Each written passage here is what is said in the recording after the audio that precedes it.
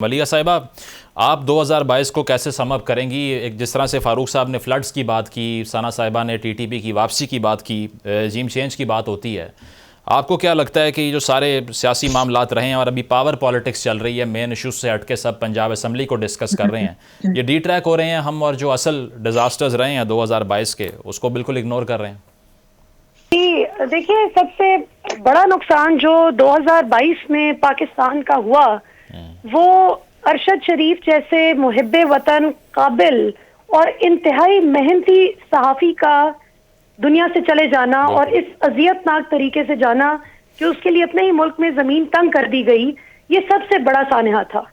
और उसी के बराबर के मैग्नीट्यूड का सानहा जो पाकिस्तान का मौशी कत्ल किया गया है पाकिस्तानी अवाम का, जिस तरह से महंगाई मुकाओ मार्च और पाकिस्तान के मौशी मसाइल के हल के दावेदार कि हम आके तमाम मसाइल हल करेंगे, इन्होंने पाकिस्तानी अवाम की पीठ में जो खंजर घोंपा है और जिस तरह से पाकिस्तान की आज मईशत अपने घुटनों पर आ चुकी है।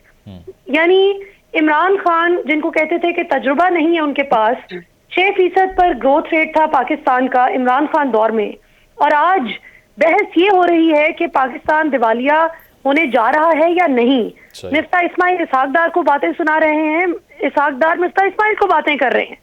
यानी कोई सीरियसनेस नहीं है पाकिस्तानी अवाम के मसाइल की हल की जानिब। और फिर ये कि ये जो पूरा मतंजन बनाया गया, जुमा बाजार लगाया गया सियासी जमातों का, जितने ये नॉन सीरियस हैं पाकिस्तानी अवाम के मसाइल के हल के हवाले से, उसकी नजीर नहीं मिलती।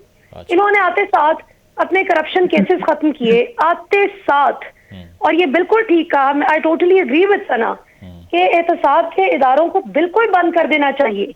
कोई जरूरत ही नहीं अब इस फॉर्मेलिटी की कि खामखा उनको भी शर्मिंदा होना पड़ता है। आए दिन अवाम उनसे सवाल पूछती है कि आपकी क्या कारकर्दगी रही।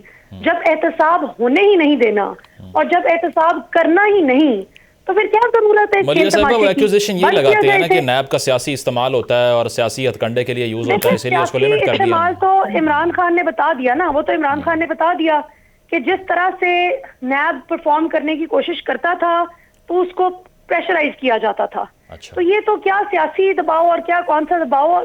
बात ये है कि तमाम इदारों में जो काली भेड़े हैं, जब तक इनका एहतसाब नहीं होगा तब तक मुल्क आगे नहीं चल सकता। और टीटीपी की बात बहुत रेलेवेंट है यहाँ पर कि टीटीपी यानी सारा जोर आपके निजाम का इस वक्त इस बात पर है। पहले अरशद शरीफ जब तक जिंदा थे, अल्लाह ताला उनको गरीक रहमत करें, जब तक वो शख्स हयात था तब तक उसके पीछे निजाम लगा हुआ था कि किसी तरह बस इसको मजा चखाना है। आज उसी स्पीड से आजम स्वाति के पीछे लगे हुए हैं, सिर्फ इसलिए कि उन्होंने रजीम चेंज पर एक सवाल कर दिया, जबकि बिलावल अपनी तकरीर में अभी फरमा रहे थे कि एस्टैब्लिशमेंट में जब तक इमरान खान के सहूलतकार मौजूद हैं तब तक, जब तक वो रिटायर नहीं होते तब तक इलेक्शन नहीं होगा।